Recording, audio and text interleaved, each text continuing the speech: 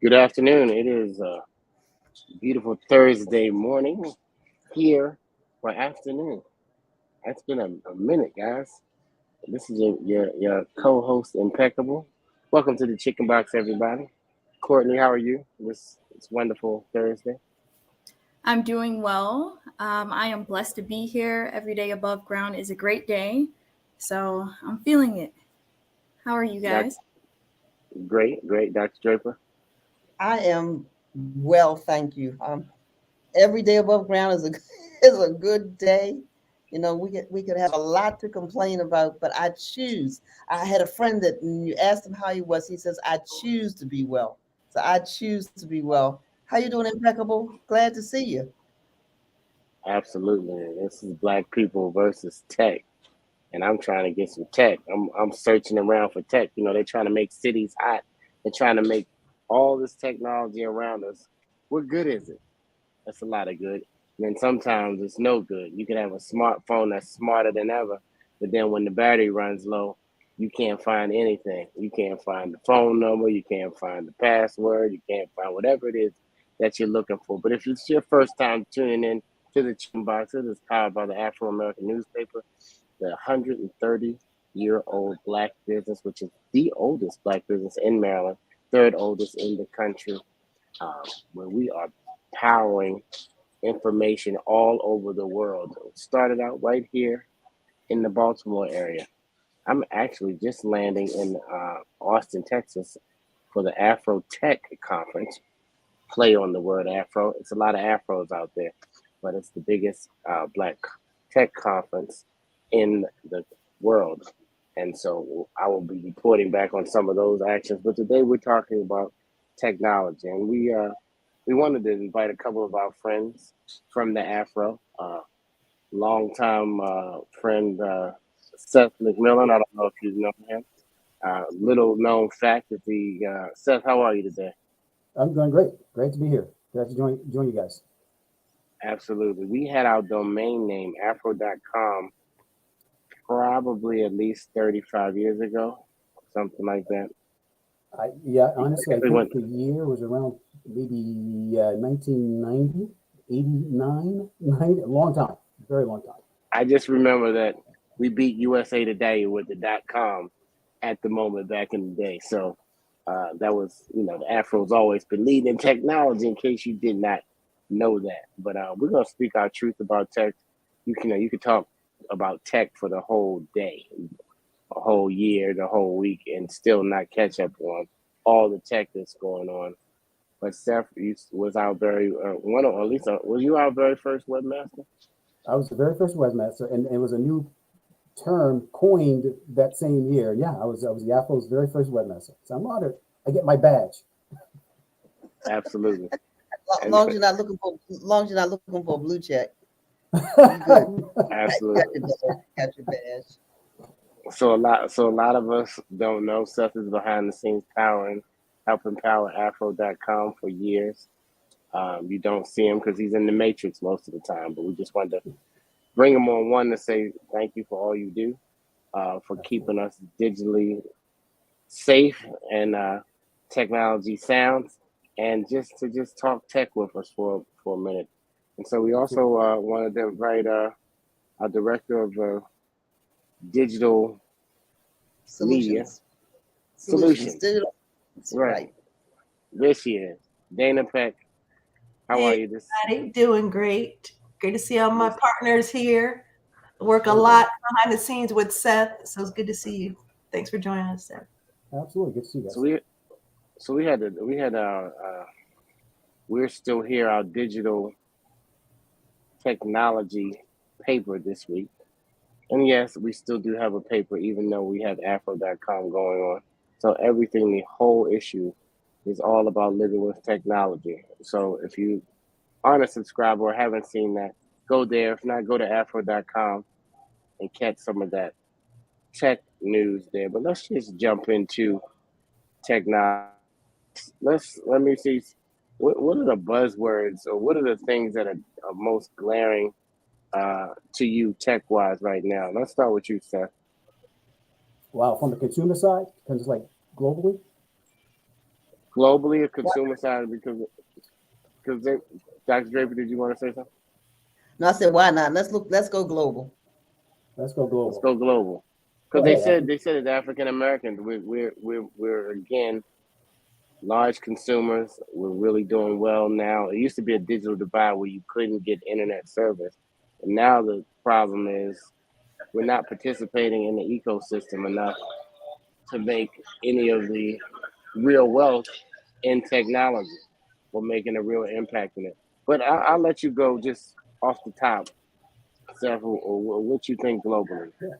Yeah, I think globally, there's as you know, there's a lot going on. There's probably so much, multiple episodes to talk about, but we can't avoid the buzzword of blockchain, right? Because it's going to eventually and ultimately impact everything we do in our lives, which is essentially, for those who are listening and not familiar with the term, the blockchain is back-end data, how databases are managed from a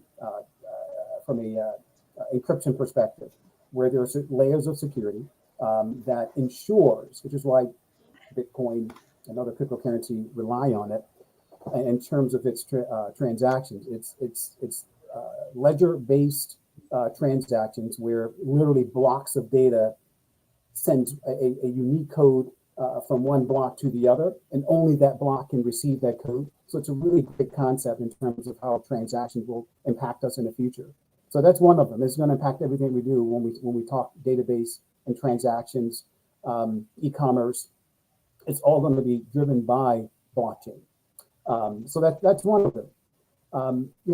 From a consumer perspective, wearable devices. One of the things that I've invested heavy in and begin utilizing on a day-to-day basis. I try to, my family gets tired of it because my home is really digitized. I try to make my home work for me, not have me work for it all the time. So taking advantage of devices like Echo or Google devices to perform daily tasks like turning off televisions, lights, off and on, announcing, my entire work, everything. Every time I have a meeting, you may hear it in the background. It's going to tell me when I have a meeting. I can schedule and cancel meetings. Back to quickly, smart devices outside of our smartphones, which is, from a technology perspective, just leaps and bounds where we are today, because they're not just, telling time today. And in fact, like most of us with our phones, we don't use our phones mostly to talk on. The activity and engagement on our phones, right, are used for more activity, far more than just using it as a telephone. For me, it's the least used app. But engaging in the body, BCI, BCI, body computer interfaces, or brain computer interfaces. As with the watches, where we can, for health purposes, measure heart rate. I recently bought my mother-in-law, who lives in Morocco. I recently bought her watch, who has high blood pressure. Typically, the stick or attaching a pen, she's able to wear a smartwatch that monitors all of these items for her and alerts her family as to when blood pressure rises or her heart rate exceeds a certain rate, right? So all of these easily implemented devices that enhances our daily lives. So the wearable devices will continue to be a big thing. I know I'm talking a lot, so feel free to jump in. But two of the things I want to really mention, I just happen to have sitting next to me in terms of wearable devices, smart glasses. And I'm sure, Mr. Impeccable, you probably have a pair. I don't see your Ray-Ban, your Facebook Ray-Ban stories there, where I'm waiting for the Apple, but I did try on the Ray-Ban. Go ahead. Don't wait, man. Slap those babies on, man. Get them in the groove. So with So this, are those the Ray-Ban? These are the Ray-Ban smart glasses. And again, not just from a fashion statement, it really helps us enhance our lives, because I don't have to pick up my phone. I can use the Facebook app or Google to issue commands to my smart glasses to make phone calls, take photos, and record a video. All of the above, right? So it's another hands-free opportunity, and they're prescription lens that I can walk through the marketplace and utilize.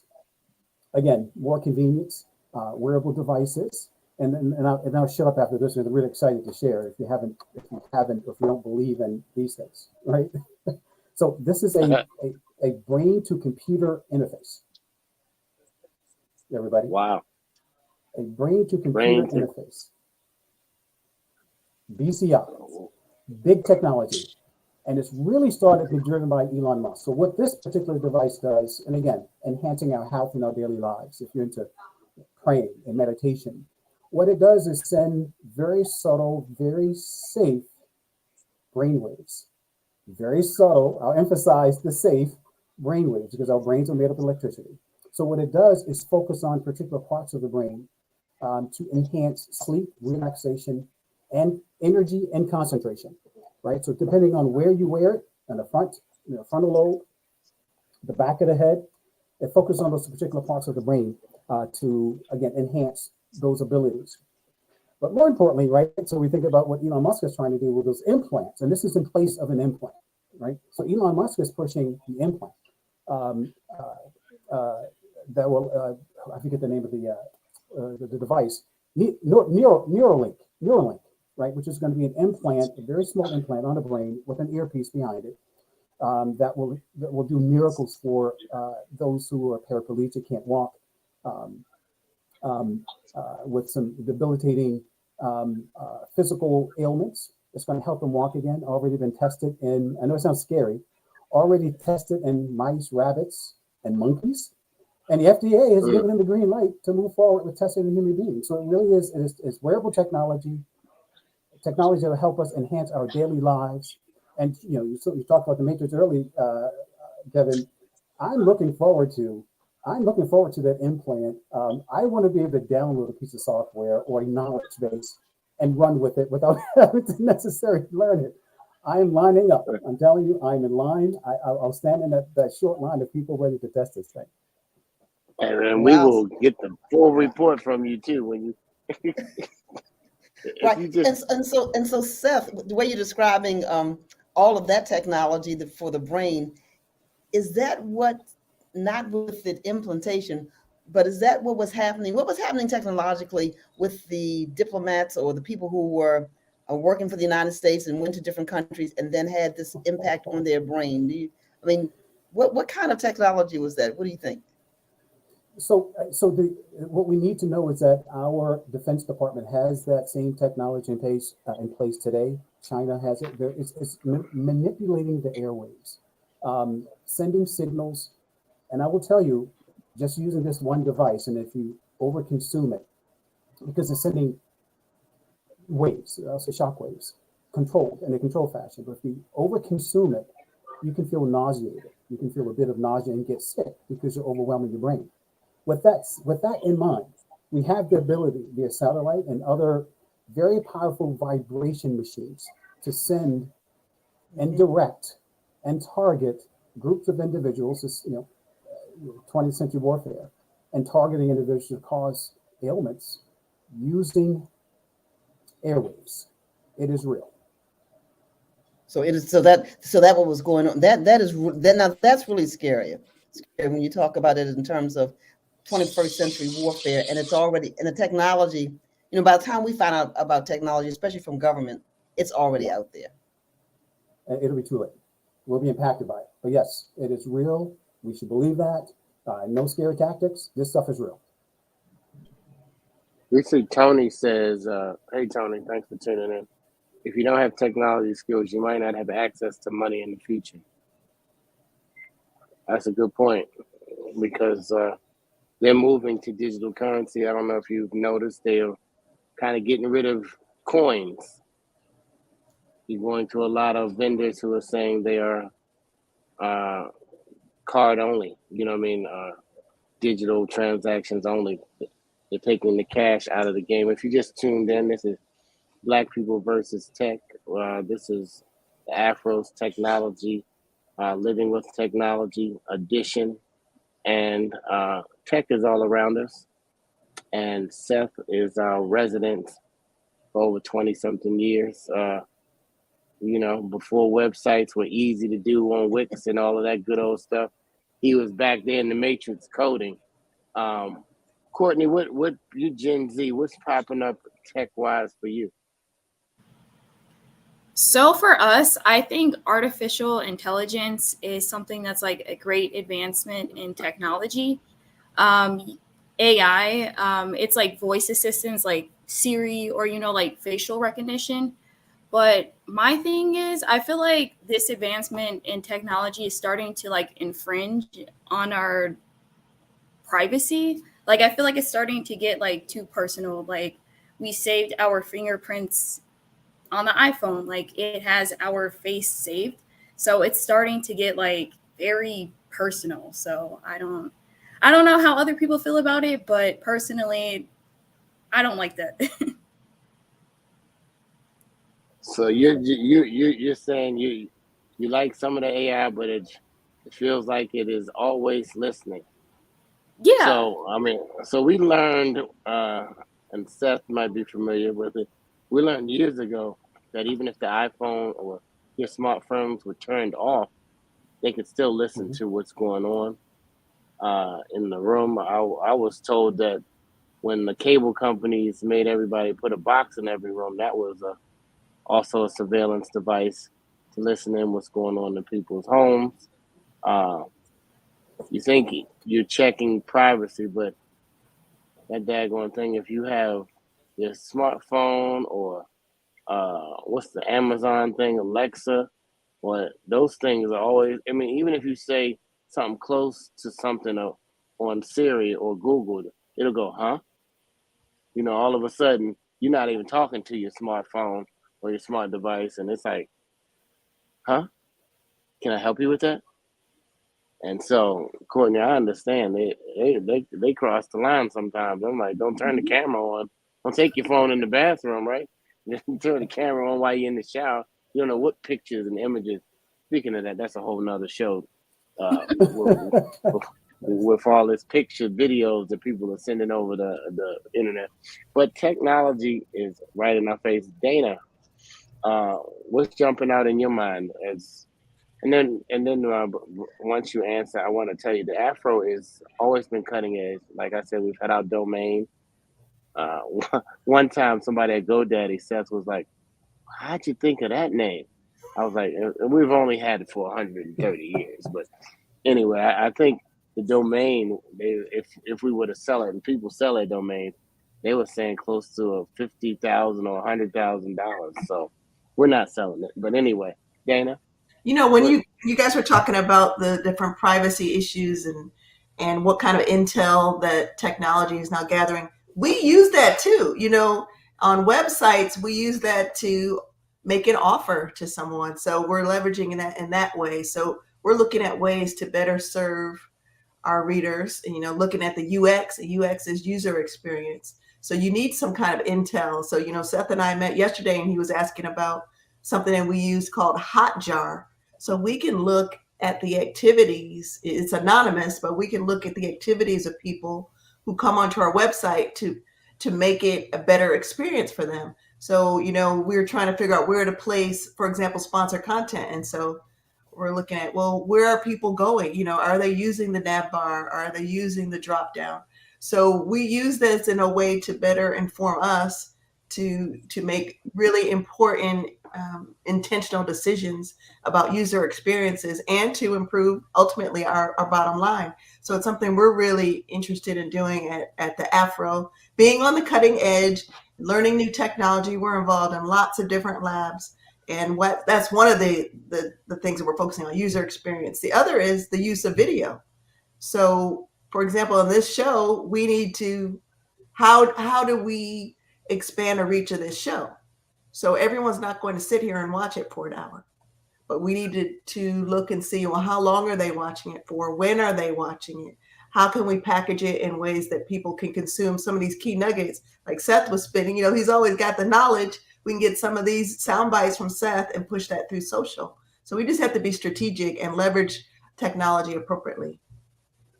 you were talking about the site, I don't know if y'all have been there, but here it is, the beautiful afro.com. Very simple. A Very beautiful award winning Afro.com. speak on that, Dr. Draper. Yeah, well, the National Newspaper Publishers Association awarded us the distinction of having the best news site of all Black papers. Who actually, I have to frame it this way: you had an opportunity to enter your website in for that competition, and then editor and publisher just this month, last week, we were runner up to our sister papers. When I say our colleagues' paper, the Houston Defender, and so we are proud of that as well. But it's ever changing, this website, and the technology changes so fast, and the things that you can do with it so fast as well. And impeccable. This is a beautiful website, and thank you, Seth, for all that you do to keep it that way. And Dana and your team and Courtney, you all are all on the digital team of the Afro. But can we talk a little bit about um, the digital divide? So many people who look like us still don't have access to basic technology. Seth, what's your take on that? What are you seeing and hearing?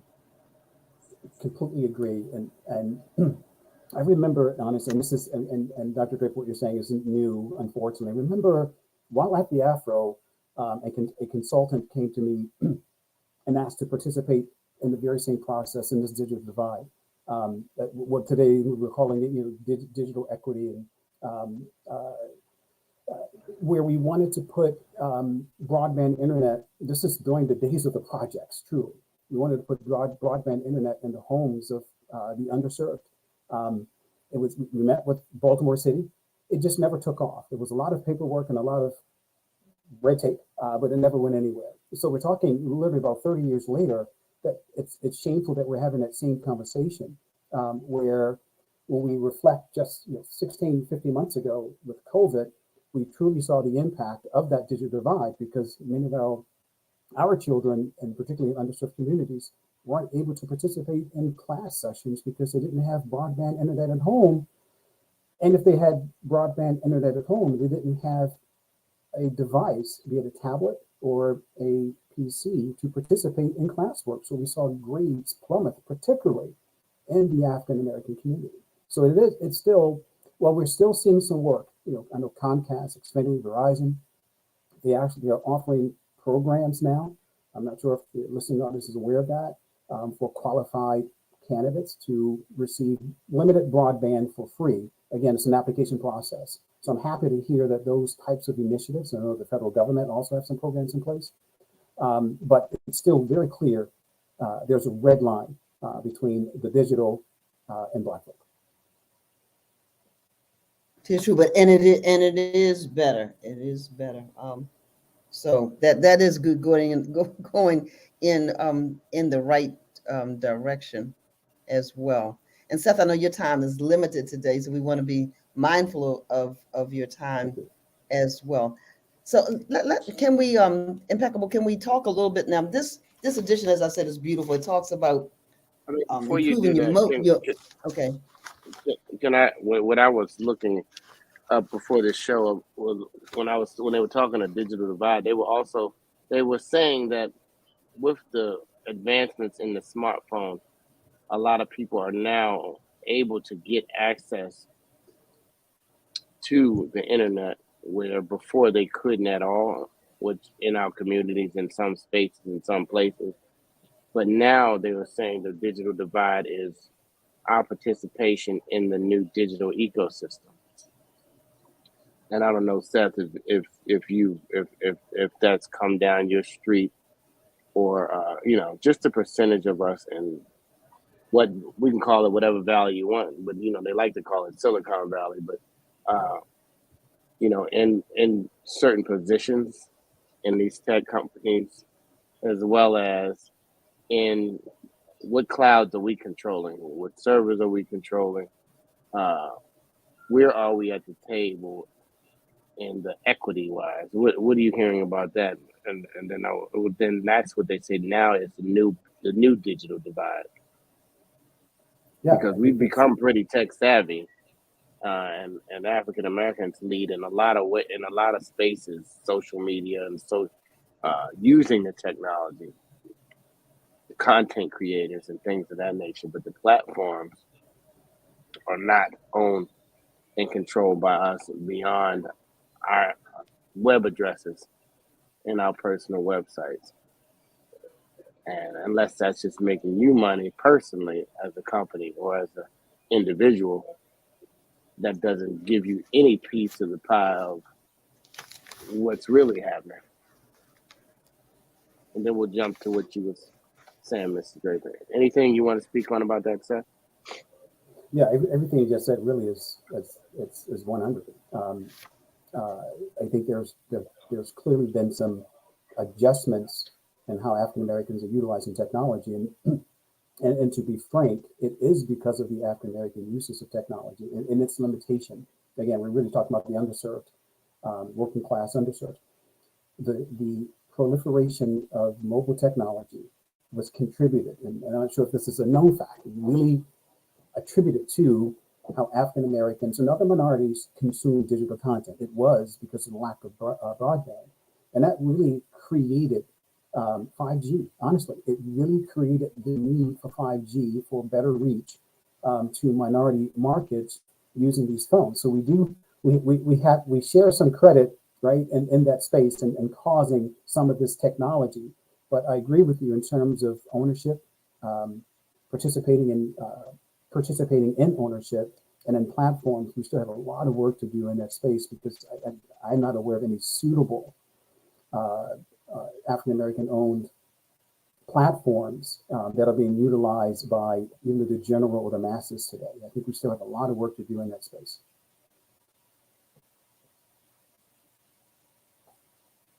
Can't hear you, Impeccable. We can't hear you.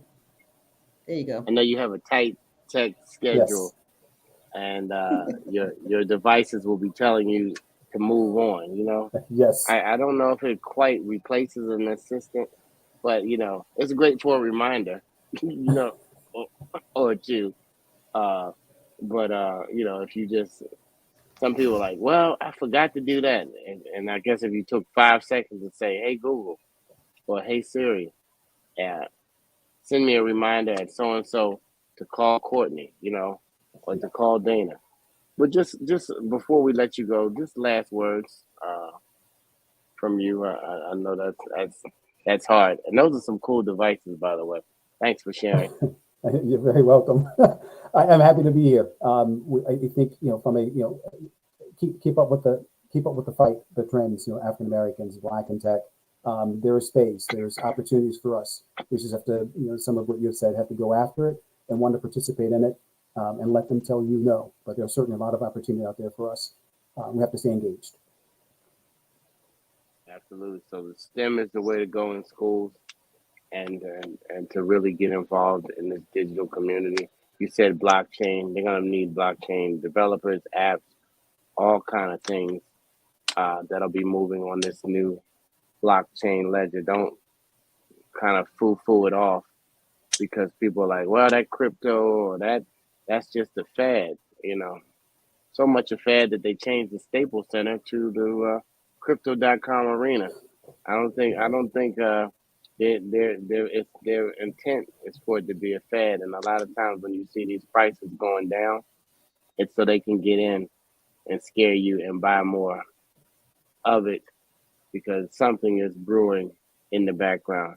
But Seth, I know you got to go, so I want to really respect your time. Thank you for coming to share on Black People versus Technology, and thank you for your years of service at the Afro American News Service.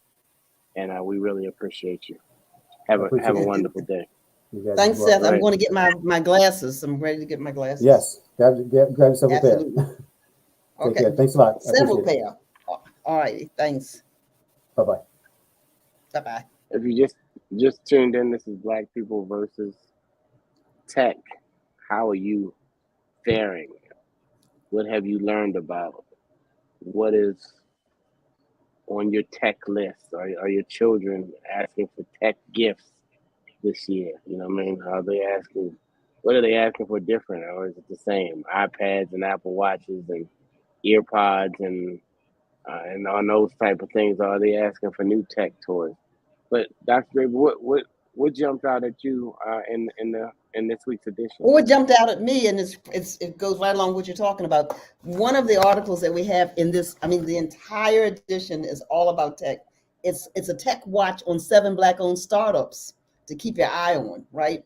And so there are lots of people of African descent who are in this tech space, but some of these, like this one, is called Noir B&B. And so they're trying to take discrimination through this app, taking that out of the travel decisions, right? And so they're on a mission to make discrimination obsolete during the travel and vacation experience. Then it's something called Sideline SOS. This mom developed this app. It's a community-based ride-hailing app, so that when you can't pick up your kids from a practice or from something, there's a way that you connect with other people who are going your way. And then I'll talk about this one, Rubytection. Rubytection is a health tech company that created a software platform to assess the health of your skin and skincare management. And so I'm not going to give them all the way, but these are 7 startup tech companies that the Afro Megan Sales, our business writer, is talking about them. Even the one that is helping for people to design a social impact program around cannabis. So just wanted to mention that in this edition, we're talking about some startups. We're also talking about in this edition what people who are in the crypto space are talking about, because that is a tech piece, this whole issue with FTX as well. And so, Impeccable, you want to say anything about that, or Dana or Courtney, in terms of what it is for our viewers who may not be in that space and may not know what's going on? Well, FTX was an exchange, and they took. Well, I would have to look at it. They crashed. Their exchange crashed because they mismanaged funds on that particular exchange and used them. You know what? I'm not giving the accurate story, so I'm going to stop. No, You yeah, gotta right, you right. gotta- So that's the accusation, but some are thinking that maybe it was hacked, but it was billions of dollars through this particular cryptocurrency. And so maybe we'll come back. We talked about crypto not too long ago. Maybe we'll come back and talk about crypto. And the last thing I want to say, and this is a multi-generational show for those of you who are just tuning in, welcome to the Chicken Box. We have at least 3 generations here. So Dana, what are some of the stereotypes that you hear generationally about tech? Anything jump out? And I know you have a 95-year-old dad, so if you want Right. to I talk a was little going bit to about say that. that he's kind of an anomaly because he's always thinking of app ideas, but and always interested in technology. But I think there is some hesitancy in older people. I believe there's a general curiosity, but a hesitancy to trust this technology. And then our issues about privacy that we were talking about earlier is something that I believe a lot of African Americans are concerned about. And the fact that people are watching us, or what they're trying to use our content or trying to observe our behaviors. So I think it's a general sense of suspicion around technology. Okay, So Mr. Courtney, if you you already just went. tuned in, no, I was if you just joined us, we're talking about Black people versus technology, and the Afro has been leading in technology. We've had a .com since .coms began. That and 50 Cent won't get you downtown, but it will get you address on the highway, so that you can empower what the Afro has been doing through information, and it allows us to get some information to. Hopefully, it's 1 or 2 things that you can take and share with somebody. Share the information. It is all to enhance our lifestyles and all to improve our community, all to get us not behind but ahead on every level that it is in the playing field. And we're in the tech generation. It was it went through the Industrial Revolution and all of these other things we learned in history. We're in the technology movement right now, and everything is moving fast and happening just like we saw it on Star Trek growing up. Right. So I like how Seth was mentioning that our culture has had such an influence on technology, and I think we fail to appreciate that. And also, like when I was looking to prepare for today too, there were so many inventors, Black inventors, that impacted technology that we didn't know about. I mean, certain things came to light, with the that we always hear about. We hear about the stoplight and we hear about other aspects, but there were so many influences on gaming and technology that we use today, like cell phones, and then even the natural resources that are in Africa. Also, there has been $4 billion invested this past year in Africa in technology. So it makes you wonder what are there, what is in our motherland that is so important to technology that that the investors are placing $4 billion there to build some infrastructure. Well, they got to get them up to speed. Yeah. They want to get, because they know they really. I mean, Africa has so many valuable resources, and so technology will definitely help bring all of that together in one quick swoop. When you were talking about history, I felt like it was Black History Month, but it's always Black History Month at the Afro. It feels like But Michael said. Michael said the minerals. Absolutely. I said. I just found out Jack Daniels was invented by Black people. I know that don't have nothing to do with technology, and I don't drink Jack Daniels either. But still, anyway. But it was well, stolen. let's I well, don't let's know where. well, let's talk about this. Yeah, so many inventions by Black people, some that we don't even know about, like you said, we use in our everyday life. And then there's an assumption if you're over a certain age that you don't like tech, that you can't use tech, that you can't adapt to tech. And I don't think I'm an anomaly, because I'm gonna tell you why. Because the statistics say that 73% of people over 65 in the United States use the internet. That's up 14%. And I know it's more to tech than the internet, right? And so sometimes people who get older, it's like anything else. If they've not already used it because they're digital immigrants, right? They're not digital natives, then it's hard. But those who are already in the tech space adapt to it, adopt it as quickly as anybody else. But listen to this. We're talking about people who have done things. African Americans have done so much. Like Dr. Mark Dean co-invented the color IBM PC monitor back in the day, right? And the gigahertz chip. And Dr. James West co-invented more than 90% of the microphones used in phones. That was back in the day, and cameras, right? And then there's Janet Blanchard, the first Black woman to receive a patent for a web-based software solution. Now, I am reading that data from the Afro Tech edition, from the article that I actually wrote, because I did some research. Like you said, Dana, you don't really know the magnitude of our contribution, because it's not taught, right? We don't teach it, and we don't pass it on, and then we assume that it's somebody else but us. But we have a whole lot of contribution that we are continuing to make in this tech space, regardless of the age. And so I just want to say, and Courtney, I want to have you weigh in again on this too. Sometimes we talk about racism, right? We talk about sexism, but there's ageism, especially in technology. So we make jokes about paper boarding passes, but I have started taking a little informal survey, because I do a lot of traveling. Young people have more paper boarding passes sometimes than older people do. I guess because it's easier to retrieve, and you're not worrying about your connection. It's not in your wallet or whatever. So sometimes we make these assumptions, and they border on ageism if we're not careful. I'm off the box, y'all. I've been on the box. I'm off. What do you say about that, Courtney? I do agree with Dr. Draper that people can stereotype in different ways.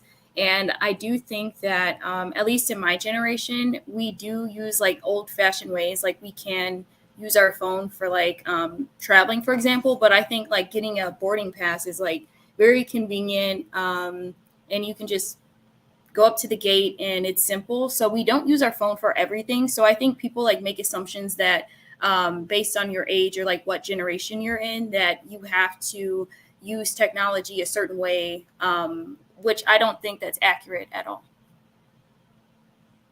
Absolutely. We're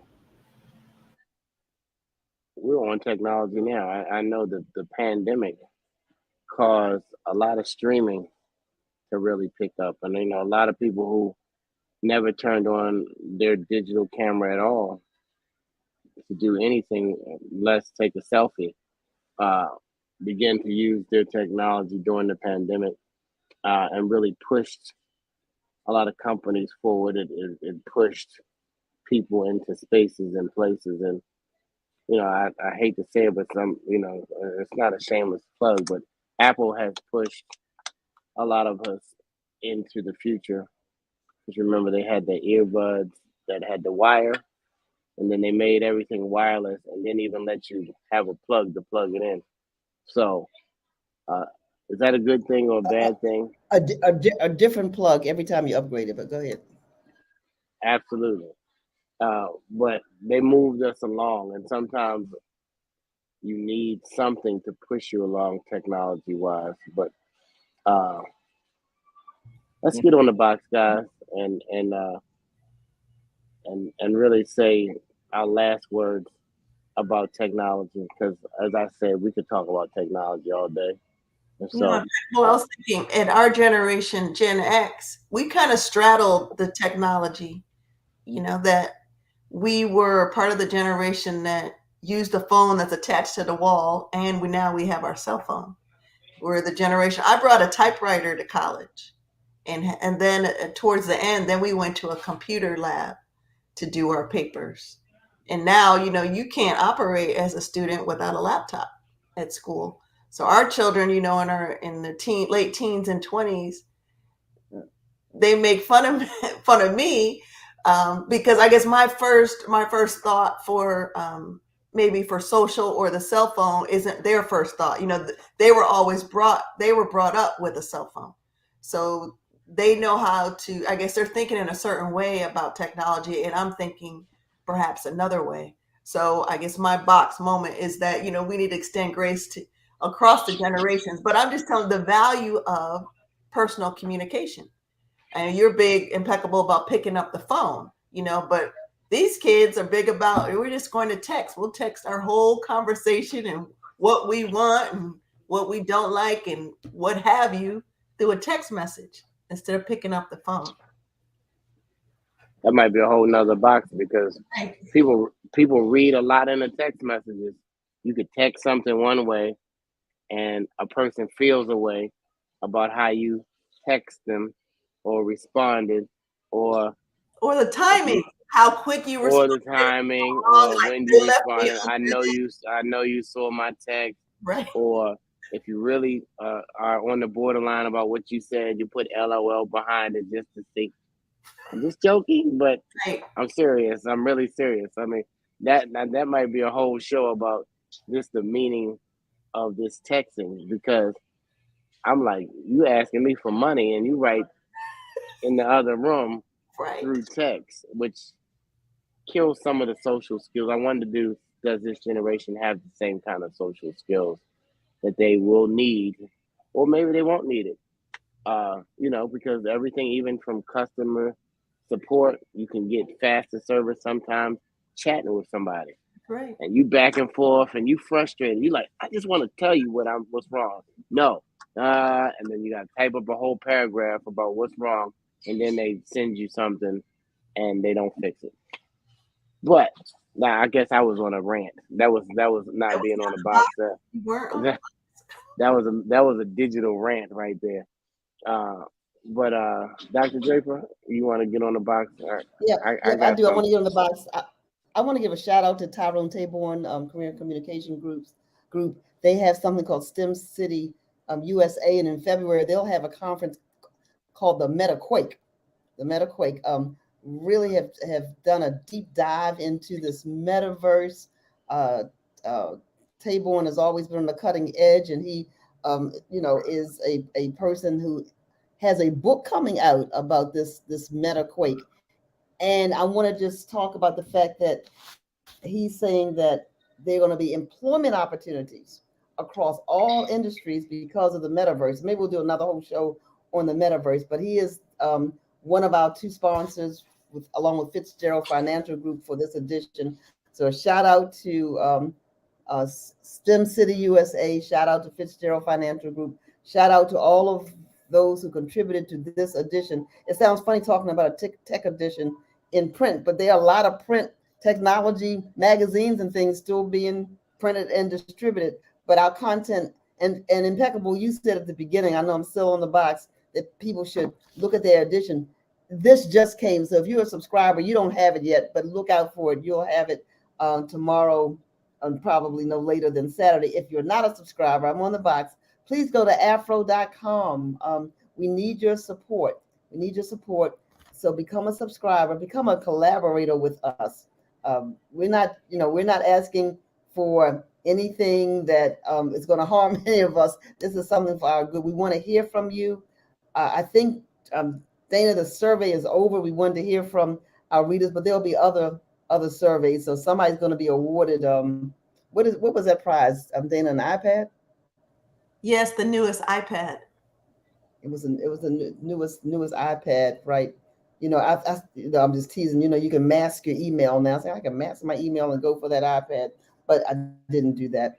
But somebody will be awarded that iPad. And so, technology. As soon as you think you know something about it, something else comes out. We're trying to stay on the cutting edge. So many things that are going on. Courtney, it was healthy to hear you say, because sometimes people make assumptions about your generation that all you want to do is be on these things and use tech. And you're saying, no, we're going to back up some ourselves and do things differently. And it's about relationships, right? It's still about relationships. And so technology for me is a convenience, a very much needed convenience.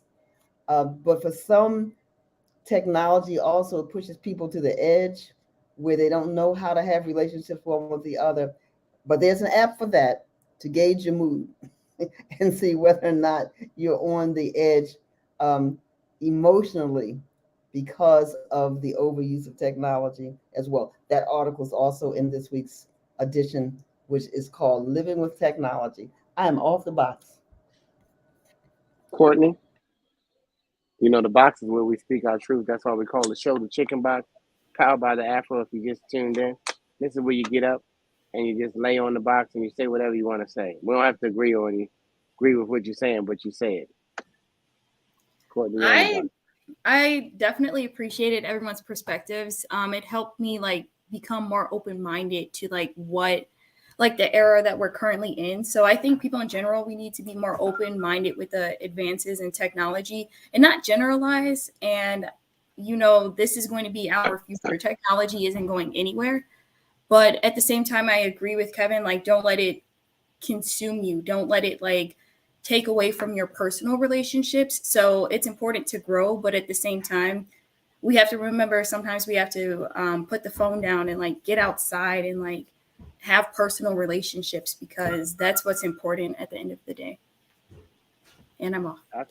I'm glad you said that, because if just a few years back, people were scared to put their credit card on the internet. They're like, I don't know. I'm not going to. Now you buy something, Amazon, or it can come here today. Wait a minute.